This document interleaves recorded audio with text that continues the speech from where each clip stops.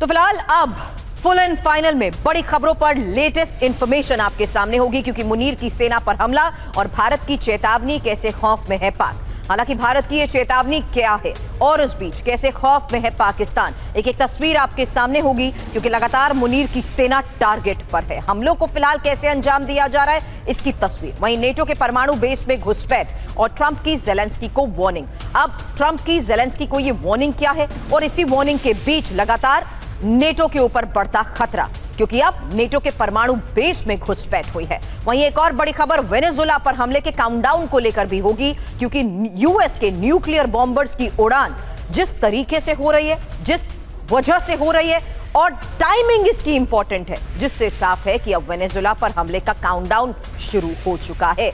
वहीं एक और सबसे बड़ी खबर, टारगेट पर खमेनी। डिटेल अब से थोड़ी देर में आपके सामने, उससे पहले तस्वीर खैबर पख्तूनख्वा में पाकिस्तानी सेना पर बड़े हमले की वो तस्वीर, जहां अब साफ है कि पाक फौज अंडर अटैक और भारत की। UEN Jaipur is a perfect target for prospective students aspiring for good jobs, good education with future-ready skills. Warning. फिलहाल ये पहली बड़ी खबर, सैन्य पोस्ट पर टीटीपी लड़ाकों की ताबड़तोड़ फायरिंग, जहां रिहायशी इलाकों में फायरिंग करते हुए टीटीपी के लड़ाके नजर आए और फायरिंग में पाकिस्तान के कई सैनिकों को मौत का भी किया जा रहा है। एक और बड़ी खबर है, जहां देखिए किस तरीके से लगातार हो रही फायरिंग के बीच खैबर पख्तूनख्वा में तहरीके तालिबान का यह विध्वंसक हमला बताया जा रहा है। पेशावर के नजदीक मोहम्मद जिले में यह बड़ा अटैक हुआ है और कंस्ट्रक्शन फैक्ट्री पर टीटीपी ने इस हमले को अंजाम दिया है। तालिबान के हमलों से फैक्ट्री पूरी तरह तबाह हुई और इस भीषण आग में गाड़ियां भी जलकर हुई खाक।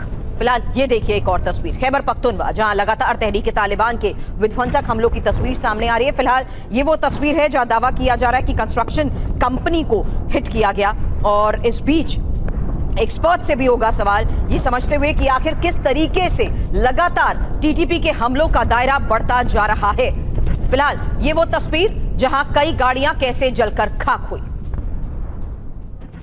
अब पाकिस्तान की सिंध में हमलों से हड़कंप मच चुका है। बड़ी खबर है, सिंध के ही हैदराबाद में पाकिस्तानी सेना पर यह हमला हुआ है और पाकिस्तानी सेना की पेट्रोलिंग टीम पर गोलीबारी को लेकर यह खबर है। इन हमलों के बीच कई जगहों पर विस्फोट का दावा किया जा रहा है। इसी फायरिंग में कई सैनिकों के घायल होने का दावा किया जा रहा है। लेकिन एक हकीकत है कि टीटीपी के लगातार हो रहे हमलों से पाकिस्तान में कोहराम मच चुका है। और सिन्हा सर, इसी को लेकर आपसे सवाल करूं उससे पहले एक बड़ी खबर पर डिटेल उस लिहाज से जहां खैबर पख्तूनख्वा से सिंध तक विध्वंसक हमले हो रहे हैं। सर समझाइएगा आज के इस हालात और टाइमिंग में इन हमलों का दायरा किस लिहाज से बढ़ता जा रहा है, क्योंकि खैबर पख्तूनख्वा में ही पाकिस्तानी सेना और टीटीपी के बीच जारी भीषण संघर्ष की ये लेटेस्ट तस्वीरें हैं, जहां रिहायशी इलाकों में फायरिंग करते हुए टीटीपी लड़ाके नजर आए हैं। पेशावर के नजदीक ही मोहम्मद में कंस्ट्रक्शन फैक्ट्री पर हमला, वहीं हमले से फैक्ट्री पूरी तरह कैसे तबाह हुई, गाड़ियां जलकर खाक हो गई, उसकी तस्वीर सामने आ चुकी है। वहीं सिंध के ही हैदराबाद में सेना की पेट्रोलिंग टीम पर फायरिंग को लेकर खबर है, जहां पाकिस्तान के कई सैनिकों की मौत का भी किया जा रहा है दावा। Over to you Sinha sir. जय हिंद सुरभि। देखिए, जो पाकिस्तान के हालात की आपने चर्चा की है, उसमें खास करके खैबर पख्तूनख्वा में, देखिए खैबर पख्तूनख्वा पे 2 टियर में बहुत ज्यादा हो रही है, हिंटरलैंड के ऊपर में और उनके जो बॉर्डर इलाका है जो कि आपके अफगानिस्तान से लगता है। जो आपने बताया कि पेशावर में जो भी फैक्ट्री है वो जो कि खास करके पंजाबियों की फैक्ट्री है, उसको जलाया जा रहा है पाकिस्तान के अंदर में, वो एक्सेप्ट नहीं कर रहे हैं। यदि आप देखेंगे सिर्फ सेंट्रल लाइन है जिसमें बाना आता है, बानू आता है, कोहाट ऑफ पेशावर, ये जो इलाका है सेंट्रल लाइन, यदि उसके डीप में हम जाते हैं तो रहमियार खान, डेरा इस्माइल खान, इस जगह भी हो रही है। ये बॉर्डर इलाका इंटरलैंड का है। यदि आप ऊपर में जाएंगे तो तोरखाम बॉर्डर से लेकर के और जो स्पिन बॉर्डर नीचे साउथ में, वो तो उसमें चला जाता है बलूचिस्तान।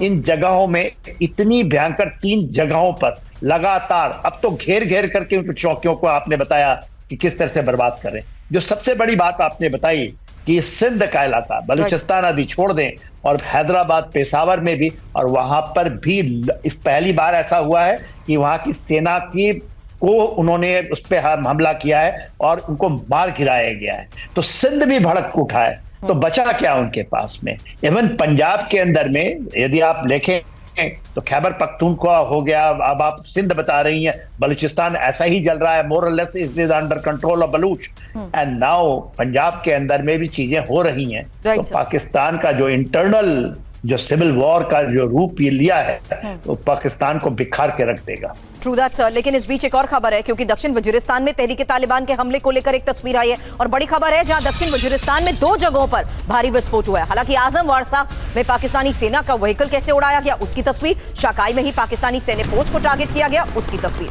टीटीपी के हमलों में पाकिस्तान के कई सैनिकों की मौत का भी दावा किया जा रहा है।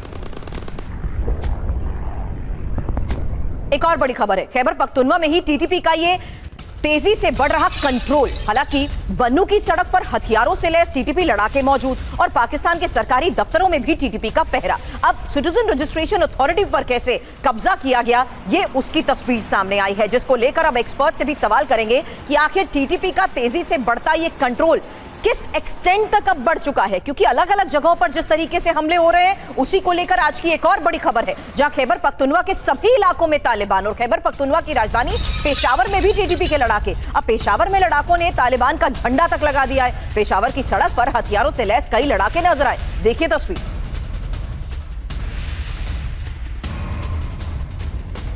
इतना ही नहीं,